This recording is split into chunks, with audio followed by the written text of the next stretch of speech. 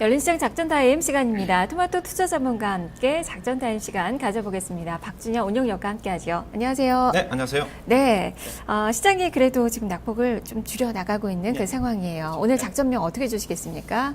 예, 오늘의 작전명은 실적 장세에 대비하라 그렇게 잡아왔습니다. 네, 이제 실적 시즌도 이제 다가오고 네, 그렇죠. 유동성 장세에서 실적 장세로 넘어가면서 관심 있게 실적에 대해서 이제 포커스가 맞춰지게 될 텐데요. 이렇게 좀 정하신 그 이유부터 좀 자세히 들려주세요. 예, 일단은 시장 자체가 지난번에 이제 4월 중순부터 시작을 해가지고 외국인들이 하루에 2천억 가까이 매수가 유입되면서 2,030, 50에서부터 2,180 정도까지가 어떻게 보면 유동성 장세의 더 성격이라고 좀 봐야 될 것 같고요. 그 이후에 이제 뭐 그리스 악재라든가 뭐 FMC에 대한 어떤 불확실성 때문에 주가가 좀 조정을 좀 받았지만 그 이후에 이제 유동성이 급격히 꺾이면서 주가가 좀 반락이 나왔다고 좀 봐야 될 것 같습니다.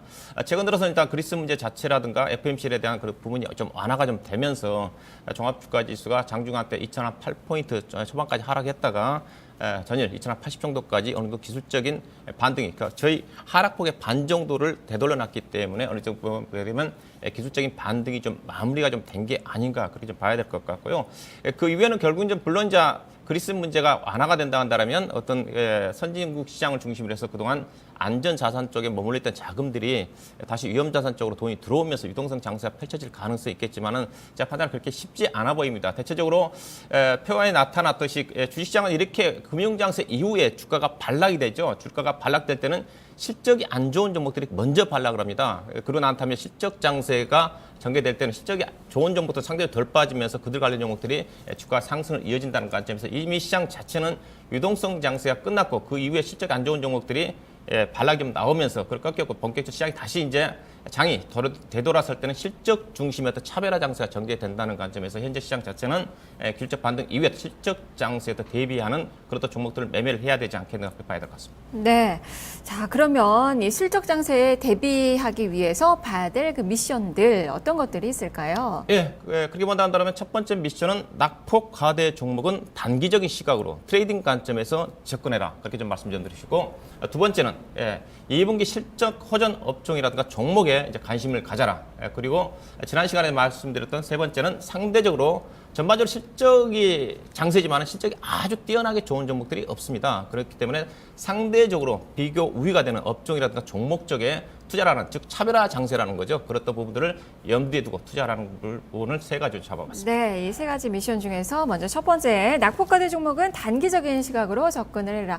낙폭과대 종목군들 어떤 종목군들 보고 계시는 거죠? 예, 최근에 제가 자료를 뽑아봤는데 60일 고가 대비해서 즉 이제 4월 말부터가 주가가 꺾였지 않습니까? 그 이후로 주가 하락률, 코스피 시장의 하락률 상위 종목을 좀 뽑아봤더니 대체로 삼성전기가 IT 종목 중에서 가장 많이 빠졌고 업종 중에서는 자동차라든가 그다음에 해운이라든가 그다음에 조선업종, 그다음에 건설업종, 그다음에 증권주가 좀 많이 올라와서 증권주가 단기적으로 평균 25% 정도 빠졌다고 봐야 될 것 같은데 대체적으로 이들 종목들이 증권업종을 제외하고는 증권업종 주가 좀 많이 올라와서 유동성이 꺾이면서 주가가 빠졌던 거고 다른 여타 업종들 같은 경우 실적에 대한 어떤 부분, 우려감들이 주가가 빠졌기 때문에 즉 조금 전에 유동성 장세 이후에 실적이 안 좋은 종목들이 가장 많이 빠졌다는 거죠. 이들 종목들은 향후에도 본격적으로 해외적인 불확실성이 해소가 된다 한다면 외국인 자금들이 급격하게 자금이 들어오지 않는 한 과거처럼 유동성 장세가 펼쳐지기 어렵습니다. 유동성 장세가 펼쳐진다면 이들 낙폭 과대 종목들이 어느 정도 반등이 나오겠지만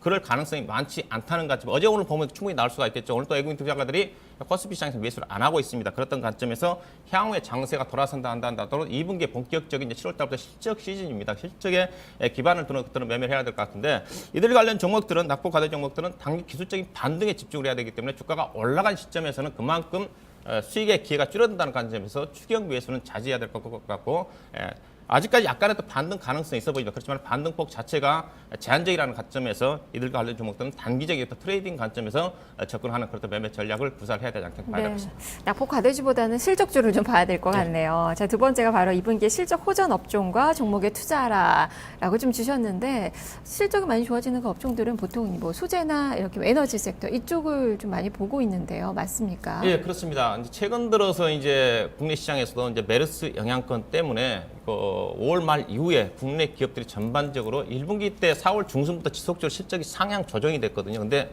메르스 영향 이후에 전반적으로 실적이 하향 조정되고 있습니다. 그래서 그렇다 보면 3주연속 하락 조정되는 그나마 그 중에서도 그래도 실적이 상향 조정되는 종목 업종이 몇 개 좀 되지 않는데 업적으로 본다 한다면 표에 나와 있듯이 소재 업종들이 화학 업종을 중심으로 한 소재 업종들이 실적 증가폭이 가장 크고요. 그다음에 한국전력을 중심으로 한 유틸리티 업종들이 실적 보여증이 큽니다. 그다음에 내수 관련 쪽에 포함이 된 필수 소비재라든가 그다음에 정유 업종이 포함된 에너지 관련 섹터들이 그나마 그래도 전반적으로 실적이 하향 조정된 국면에서 5월 말 이후에 이들 업종들 실적이 상향 조정되고 있고 실질적으로 이들 관련 종목들이 시장에서 상당히 그래서 견주한 움직임을 보이고 있다고 봐야 될 것 같고 반면에 통신 서비스라든가 LG 디스플레이가 실적이 하향 조정이 되면서 정보, IT 업종 대형주도 실적이 많이 하향 조정되고 있고 여전히 산업재 관련 섹터들이 실적이 하향 조정되고 있다는 관점에서 유동성 상태 이후에는 실적이 전개된다. 이들 관련 종목들이 실적 호전 종목 중심으로 전개된다는 관점에서 이들 관련 업종에서 좀 매수 포인트를 조정 시점에 잡아야 되지 않겠나 봐야 될 것 같습니다. 네. 자, 그리고 세 번째는 상대적 비교 5위 종목에 투자하라. 지난주와 마찬가지예요. 여전히 뭐 코스닥, 중소형주 쪽으로 의견을 주시는 거죠. 네, 그렇죠. 전반적으로 시장의 유동성 어느 정도 풍부합니다. 여기 자금이 들어오지는 않지만은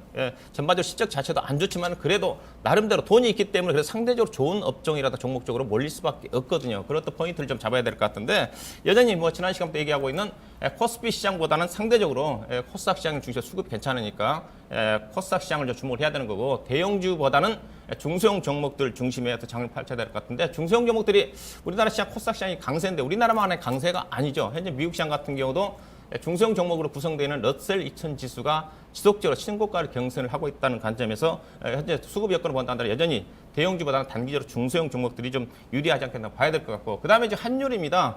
최근에 유럽의 어떤 그리스에 대한 불확실성이 완화가 좀 되고 있지만 여전히 지금 달러가 지금 전일로 좀 약간 강세로 전환되고 있지 않습니까? 상대적으로 그러다 보니까 엔화가 지금 약세를 보이면서 다시 124엔 정도까지 올라오다 보니까 전반적으로 수출 관련 종목들이 모멘텀이 안 좋고요. 그다음에 국내 경기 메르스 영향 때문에 내수 경기가 안 좋지만 결국 메르스가 오늘 진정이 된다 한다면 정부 측에서도 경기 부양책을 사용할 것 같은데 그 부분 자체는 결국은 수출 쪽은 아니라는 거죠. 내수 쪽에 기반을 두는 그런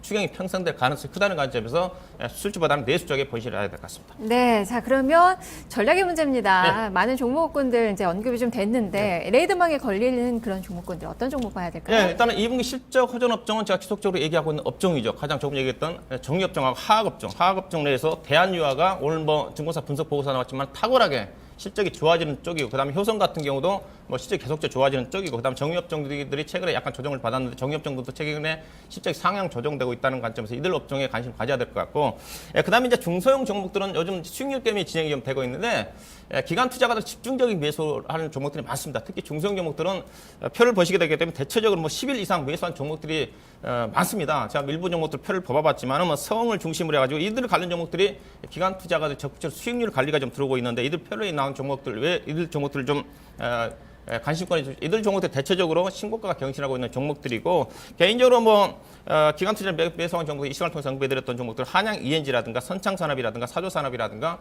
관련 종목들도 지속적으로 기관 투자가들이 매수하고 있는 그런 종목들이기 때문에 이들 관련 종목들 중심에서는 지속적으로 관심을 가져볼 만한 종목들인 것 같습니다. 네, 알겠습니다. 말씀 잘 들었습니다. 네, 고맙습니다. 네, 지금까지 박준영 운용력과 함께 작전타임 시간 가져봤습니다.